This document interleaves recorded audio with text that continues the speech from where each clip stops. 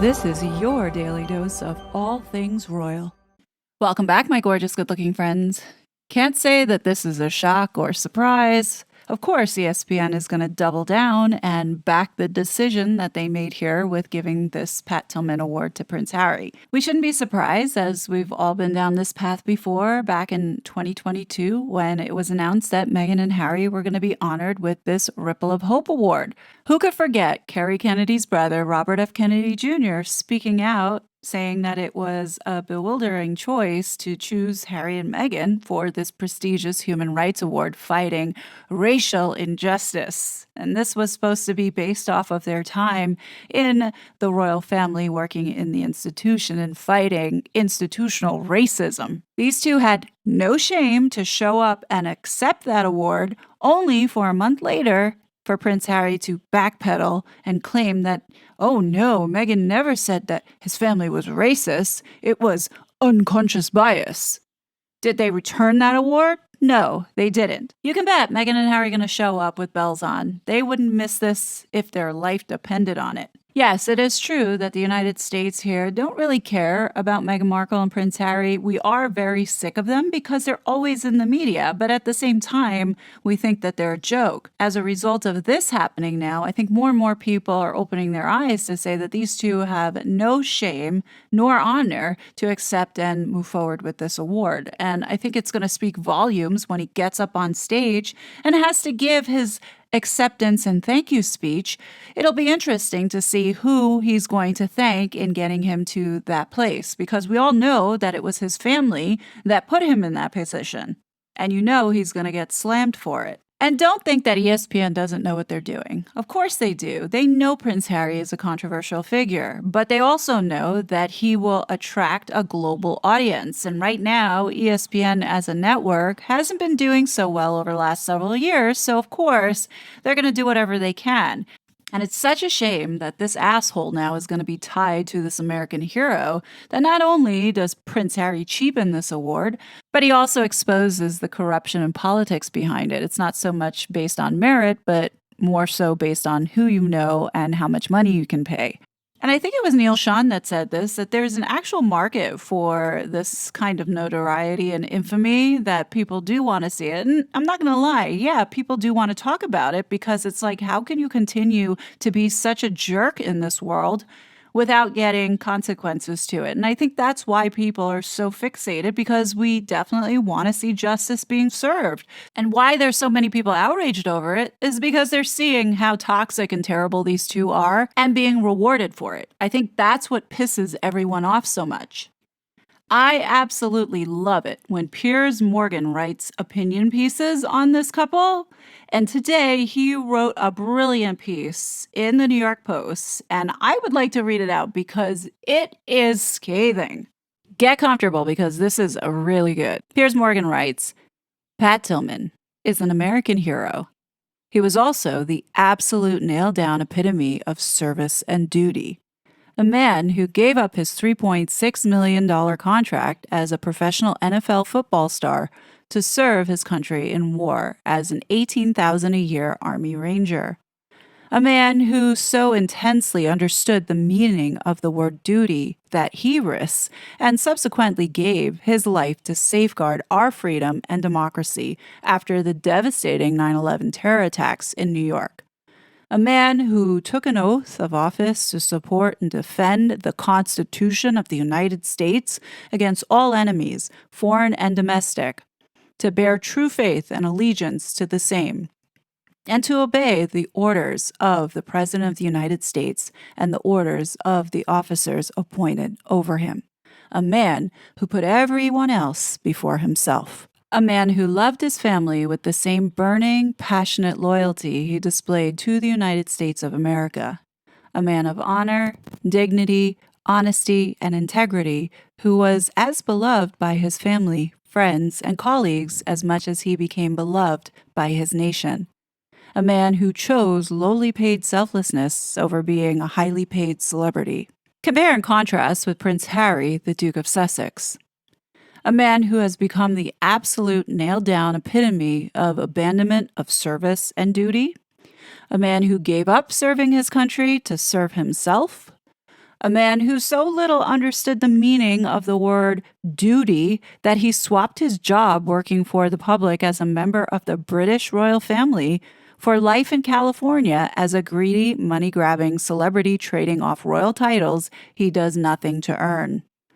A man who, through his actions, has shamefully renounced his own oath to bear faithful and true allegiance to both his grandmother, the late Queen Elizabeth II, and his father, the new King Charles III. A man who has constantly put himself before everyone else. A man who has trashed, vilified, mocked, and embarrassed his family with quite staggering venom and disloyalty. A man of dishonor, indignity, dishonesty, and zero integrity who is now detested by most of his family, many of his old friends and colleagues, and by much of his country. A man who chose selfishness and vacuous Hollywood status over selflessness. Yet, despite the Grand Canyon-sized gulf in class between the two men, the Duke of Sussex has inexplicably been chosen to be this year's recipient of the annual Memorial Award established in Pat Tillman's name for service. The award is given each year by ESPN to a person with a strong connection to sports who has served others in a way that echoes the legacy of the former NFL player. The excuse for giving it to Harry, who once served in the British Army, is that he is the figurehead for the Invictus Games, an international sports competition for wounded veterans. But the notion that he in any way echoes the legacy of Pat Tillman is a sick joke. Only Tillman's own family aren't laughing. His mother, Mary, an extraordinary woman who has waged a relentless and courageous 20-year campaign to get to the truth about her son's death. He was initially said to have died from enemy fire in Afghanistan, but it later emerged he was killed by friendly fire from other U.S. soldiers, and military chiefs lied about it for a long time. I'm shocked as to why they would select such a controversial and divisive individual to receive the award. There are recipients that are far more fitting. These individuals do not have the money, resources, connections, or privilege that Prince Harry has. I feel that those types of individuals should be recognized, Mary Tillman had said.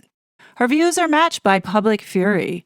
A petition launched to stop the renegade royal from receiving the award later this month in Los Angeles has already been signed by more than 25,000 people. It states, Pat Tillman exemplified duty, honor, and sacrifice.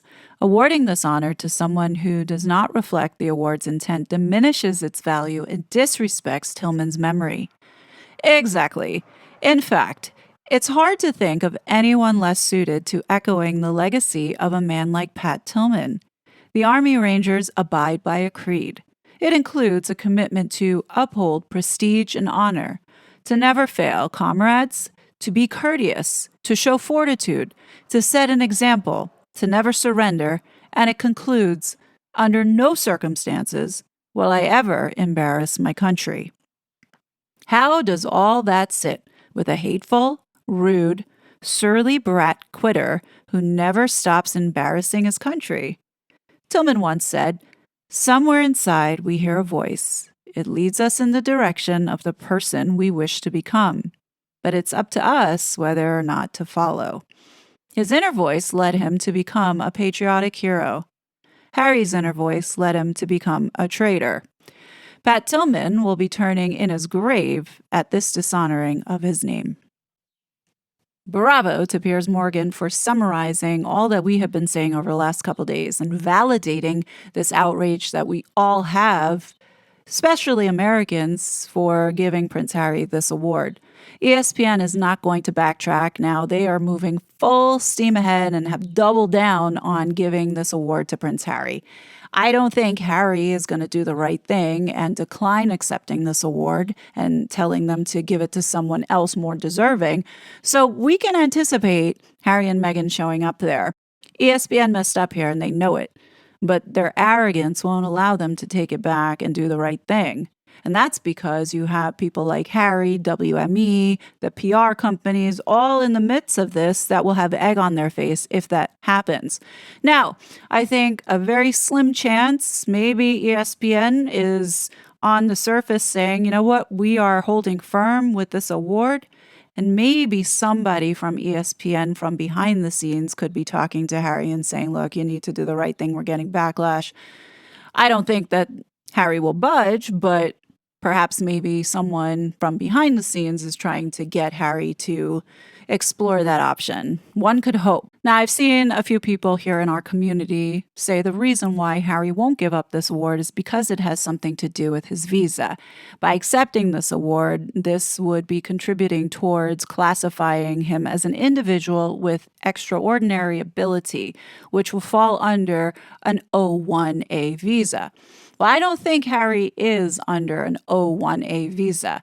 O1A visa doesn't give the immunity nor those special privileges as an A1 visa that are given to heads of state. So I don't think this award has anything to do with that.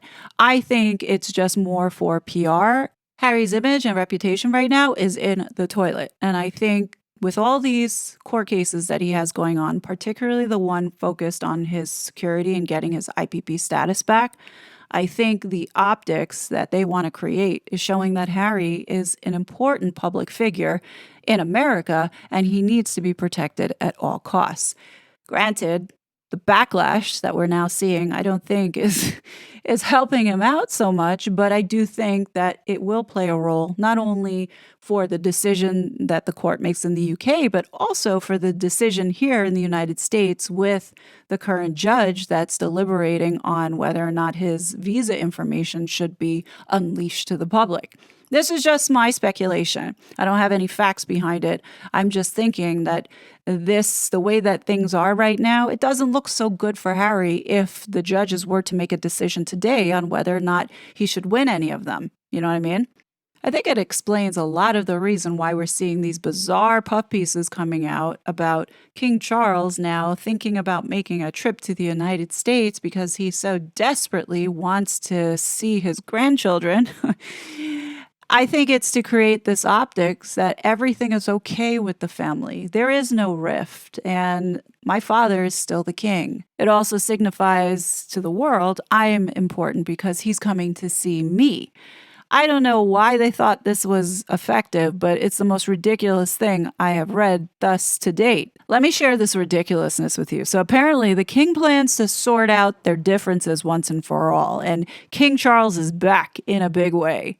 After months of undergoing cancer treatment, doctors have cleared the monarch for travel, with the palace finalizing plans for official visits to Australia and Samoa in October. But the 75-year-old also has a very important personal trip on his agenda.